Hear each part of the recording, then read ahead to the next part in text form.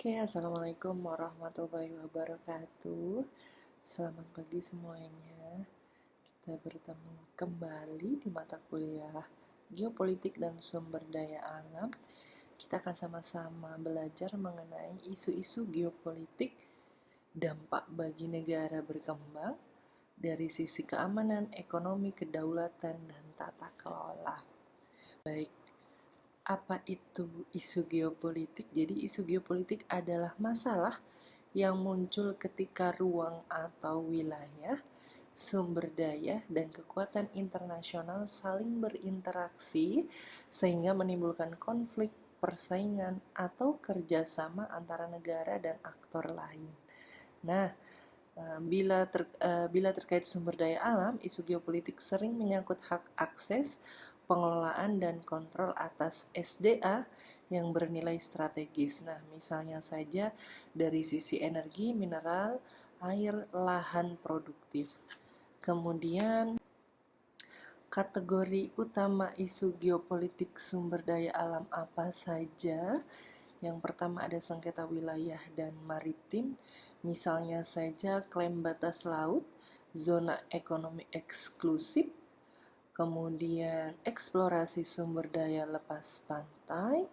Yang kedua, kompetisi mineral dan rantai pasok strategis, misalnya negara produsen atau pengolah mineral kritis, misalnya nikel, versus kebutuhan industri global, EV atau baterai. Kemudian krisis lingkungan lintas batas, kebakaran hutan atau gambut yang menimbulkan kabut asap regional. Kemudian kontrol atas jalur lalu lintas internasional, misalnya saja choke points yang menjadi lokus kepentingan perdagangan dan energi. Kemudian yang kelima, isu non-tradisional, nah misalnya saja keamanan cyber untuk infrastruktur energi, geopolitik iklim, kemudian efek migrasi atau bencana. Baik, kita ke pembahasan berikutnya, yakni isu spesifik dengan contoh dan implikasi. Ini ada beberapa contoh dan implikasi terkait isu spesifik di dalam geopolitik. Nah, yang pertama ada sengketa maritim dan kedaulatan, ini Natuna dan Laut Cina Selatan. Jadi inti masalahnya adalah tumpang tindih klaim seperti klaim garis 9 Cina, nah dapat berakibat pada konfrontasi kapal nelayan, patroli, dan sengketa hak eksploitasi sumber daya. Nah, ini ikan, minyak, atau gas. Nah, Indonesia menegaskan kedaulatannya di sekitar Natuna, namun sering berhadapan dengan aktivitas kapal asing. Nah, misalkan beberapa tahun yang lalu sempat Menteri Kelautan menenggelamkan beberapa kapal yang memang itu adalah bentuk dari kapal-kapal asing yang mengambil ikan di wilayah NKRI begitu ya. Jadi sebagai hukuman dari itu Menteri Kelautan kita menenggelamkan kapalnya. Kemudian pemerintah melakukan patroli dan diplomasi untuk menjaga hak kedaulatan sambil tetap mengelola hubungan ekonomi dengan mitra besar seperti Cina. Nah, baik, kemudian implikasi kebijakannya apa? Penguatan alat maritim domain awareness, perjanjian bilateral EEZ ya, atau EEZ gitu ya, pengembangan infrastruktur dan basis ekonomi lokal untuk menunjukkan efektif kontrol serta diplomasi multilateral.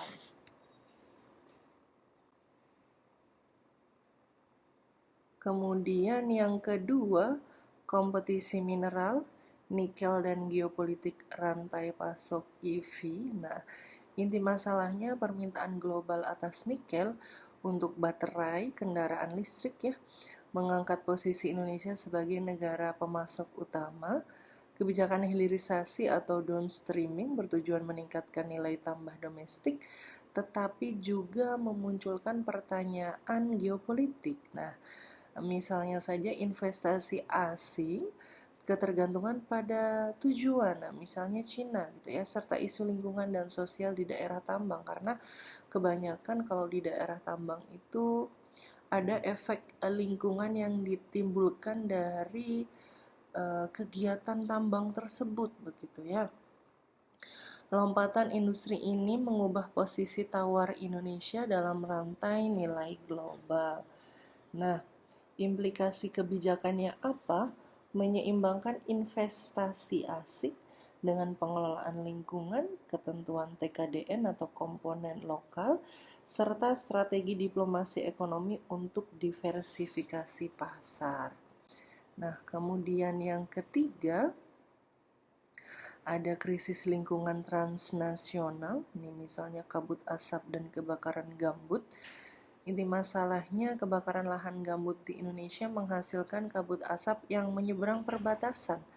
Nah, ini biasanya mempengaruhi negara-negara tetangga, misalnya saja Malaysia dan Singapura. Nah, masalah ini bukan sekedar lingkungan saja begitu ya, tetapi juga geopolitik karena berdampak hubungan diplomatik antar negara gitu ya. Misalnya saja baik dari segi pariwisata juga akan terdampak, kemudian dari perdagangan regional juga ya.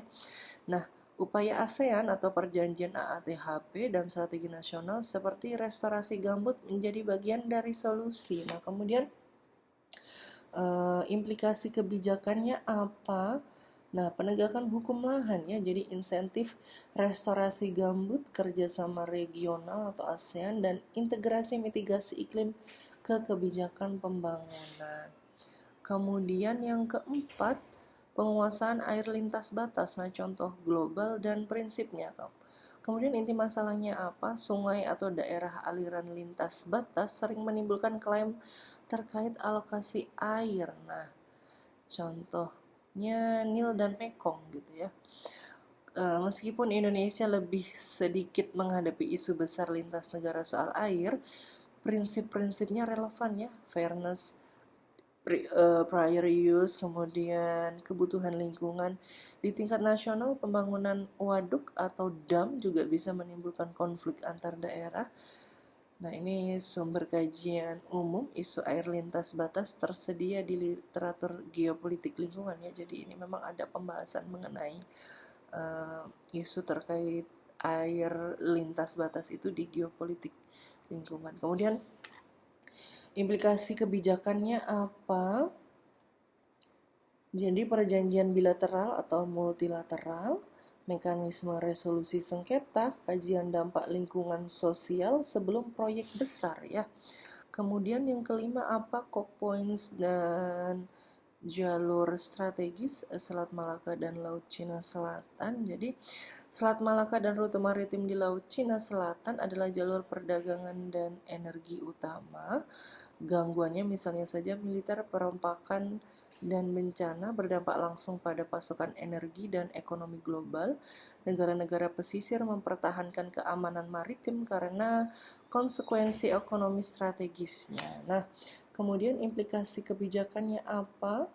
Kerjasama keamanan maritim, patrol joint, investasi keamanan, dan diplomasi untuk menjaga kebebasan navigasi. Nah, kemudian isu baru ya, cyber, ruang angkasa, dan geopolitik iklim. Nah, ada 3 klasifikasi begitu ya. Yang pertama cyber, ini infrastruktur energi, misalnya saja pipa pembangkit. Rentan serangan cyber ya, memiliki implikasi geopolitik karena dapat menyerang stabilitas pasokan energi.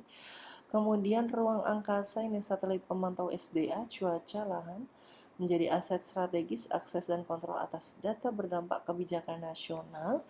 Kemudian yang ketiga iklim, perubahan iklim mengubah distribusi sumber daya, misalnya air, kemudian panen, ini misalnya di daerah yang itu mengandalkan dari sistem pertaniannya atau produktivitas dari pertaniannya, dan memicu migrasi yang menjadi masalah keamanan dan kebijakan. Nah, kemudian apa saja dampak bagi negara berkembang ya? Apalagi negara kita kan negara berkembang, jadi apa sih pengaruhnya terkait isu geopolitik ini? Ada 4 begitu ya. Yang pertama, keamanan dan kedaulatan. Ini ketegangan militer dan non-militer, menyita sumber daya negara. Kemudian yang kedua ekonomi ya, jadi potensi keuntungan dari SDA tetapi juga risiko ketergantungan dan eksploitasi yang sebelumnya kita sempat membahas begitu ya, karena tidak baik juga gitu ya kalau kita bergantung pada impor apalagi itu terkait energi gitu ya. Kemudian yang ketiga tata kelola dan legitimasi domestik. Nah, konflik SDA di tingkat lokal menguji kapasitas negara mengatur dan mendistribusikan manfaat. Nah, yang keempat, lingkungan dan sosial. Nah, ini degradasi lingkungan dan ketidakadilan sosial dapat memperburuk konflik. Nah, ini misalnya saja di daerah sekitar tambang begitu ya, pasti ada dampak yang akan ditimbulkan kepada daerah sekitarnya. Nah, kemudian kasus di Indonesia ini pilihan kebijakan dan trade-offs gitu ya. Contoh yang pertama, Natuna Laut Cina Selatan ini memperkuat patroli versus memperluas kerjasama ekonomi dengan Cina, jadi trade-off antara kedaulatan dan hubungan ekonomi. Kemudian yang kedua, nikel dan hilirisasi. Ini kebijakan hilirisasi menaikkan nilai tambah domestik tetapi memerlukan investasi besar ya. Jadi pengelolaan lingkungan dan strategi pasar. Kemudian contoh yang ketiga, kabut asap, ini penegakan hukum lahan dan restorasi gambut versus tekanan ekonomi dari pembukaan lahan untuk perkebunan. Nah, kemudian ini ada beberapa pertanyaan yang saya harap kalian bisa mengerjakannya dengan baik, penuh dengan ketajaman analitis begitu ya. Ini ada pertanyaan yang pertama, kemudian pertanyaan yang kedua. Silahkan diamati dengan seksama begitu ya. Kemudian pertanyaan yang ketiga. Oke, terima kasih. Saya rasa cukup sekian untuk materi pada hari ini. Saya akhiri materi untuk hari ini. Kurang lebihnya saya mohon maaf. Wassalamualaikum warahmatullahi wabarakatuh.